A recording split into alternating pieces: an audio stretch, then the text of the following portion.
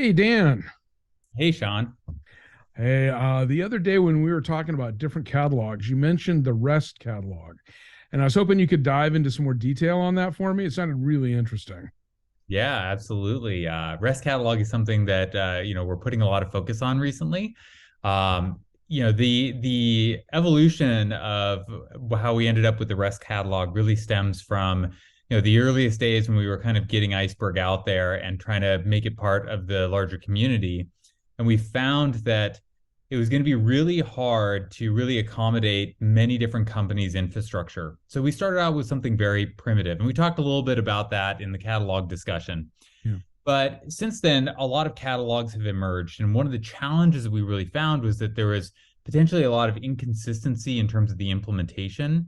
And as Iceberg has started to get more and more prevalent across different languages and communities, that consistency started to become a problem. So if you're doing something like accessing Iceberg via Python, we want to make sure that the catalog implementation that you're using with Python follows the same rules as the one used by Java or C++ or Rust or wherever somebody else is bringing Iceberg client from. Okay. So that's one of the motivations for building out the REST catalog is to make sure that you can have kind of a central place where you can enforce the behaviors and the actual format of the metadata. Now, this brings a number of advantages, especially as you get into more complicated infrastructure. One is you can have many different clients that actually communicate across different languages and across different platforms, and they can all kind of interact seamlessly. Yeah. Another is you can actually support multiple legacy versions. As anybody who's operated a large infrastructure, you'll find that you'll deploy a Flink job or a Spark job, and those tend to live for a really long time. It can be half a year before somebody has time to go back and update some of the dependencies that they have. Mm. So if you're running on an older version of Iceberg, you want to make sure that the fields and the metadata and everything is consistent with the very latest version that you have deployed in your infrastructure. And for a lot of companies, those migrations are big problems because you have to like get everything moved over in lockstep.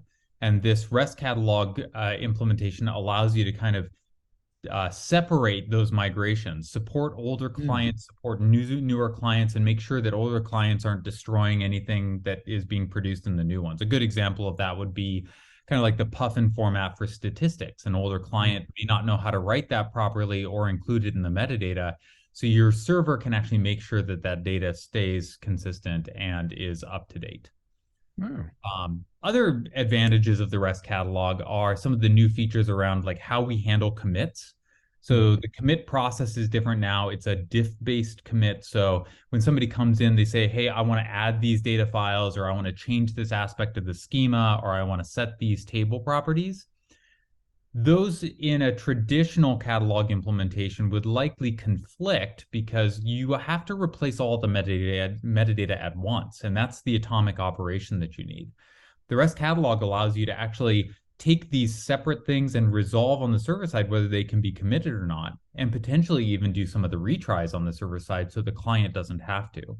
Yeah. And this is really beneficial in the sense that you can deconflict things that would normally conflict. Yeah. And in a large ecosystem with lots of different systems interacting with the metadata, you want as little conflict as possible. Oh, yeah. And then in the future, there are a number of new features that may not be well supported or impossible to support in some of the legacy catalogs. A good example of that may be multi-table transactions, something that we've been looking into. And with legacy implementations, a lot of things are very focused at the table level, or with some of the really substandard ones like the Hadoop catalog implementation. Mm. It is all based on file system operations that would take a lot of work to really enforce correctly if you're going to do multi-table type operations. So REST catalog is definitely where we're leaning into, and there's growing support across different engines for being able to interface with it. And the last big thing is once you have a REST catalog implementation, you can bring anything that can speak to that and have it interact with your data warehouse, which is hugely beneficial in terms of It's just like, introducing new technologies for the right solutions. yeah, it's like everything. Yeah. Right.